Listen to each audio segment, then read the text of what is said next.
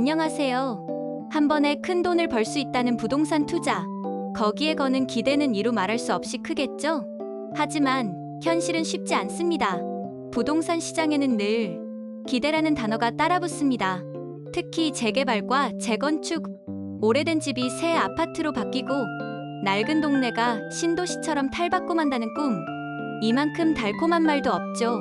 하지만 그 기대가 기약 없는 기다림으로 바뀔 때 투자자는 물론 실거주자들까지 벼랑 끝으로 몰리는 경우도 많습니다. 오늘은 바로 그 이야기입니다. 수년째 지지부진한 재개발, 재건축 현장들. 기대했던 시세 차익은커녕 이주비 이자와 생활비 부담만 쌓여가는 사람들의 현실을 함께 살펴보겠습니다.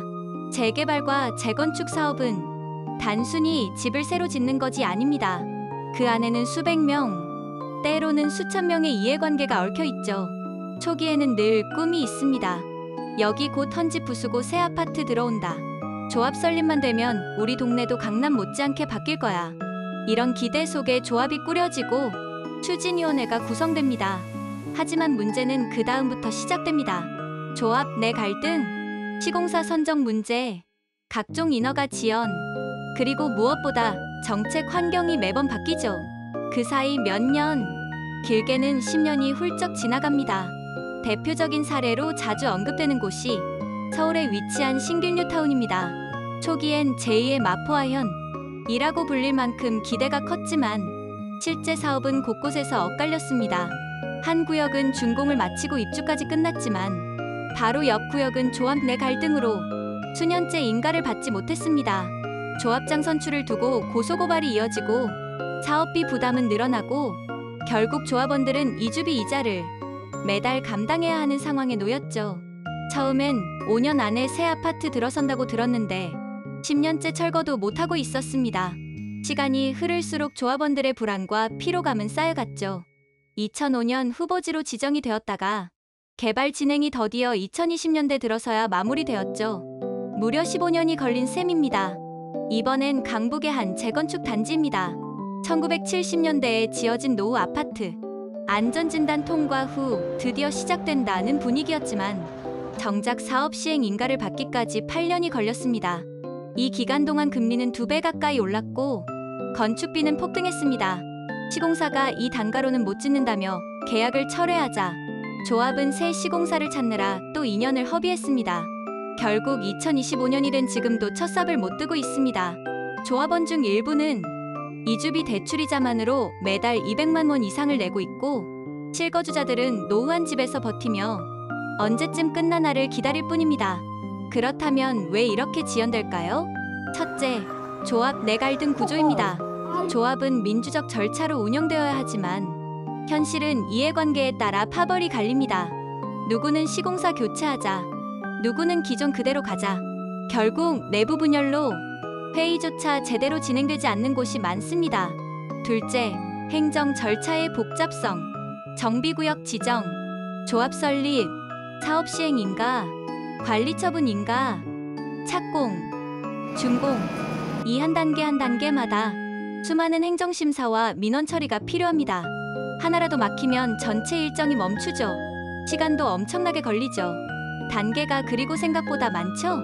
그만큼 시간이 오래 걸린다는 이야기입니다. 셋째, 정책의 불확실성. 정부가 바뀔 때마다 재건축 규제가 풀렸다가 다시 조여지고 안전진단 기준이 강화되면 처음부터 다시 해야 하는 경우도 있습니다. 이 불확실성이 투자자와 실수요자 모두에게 시간 리스크로 작용합니다. 경기 광명 뉴타운도 지연의 교과서로 불립니다.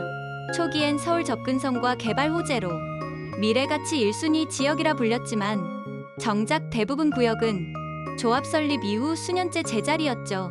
특히 광명 2구역은 시공사 교체 과정에서 3년이 소요됐고 광명 5구역은 토지 보상 문제로 행정소송까지 이어졌습니다. 이주비 대출을 받은 조합원들은 공사 시작이 늦어질수록 이자 부담이 눈덩이처럼 커졌습니다. 2021년 금리 인상기 이후엔 이주비 이자만 내다 집을 팔았다 라는 사례도 적지 않습니다. 결국 재개발 투자로 불렸던 게 이젠 이자 폭탄으로 바뀌어버린 셈입니다. 그렇게 재개발이 시작되었죠. 이런 상황에서 조합원들의 심리는 극단적으로 갈립니다. 지금이라도 팔고 나가자는 사람과 여기까지 왔는데 버텨보자는 사람이 갈라집니다.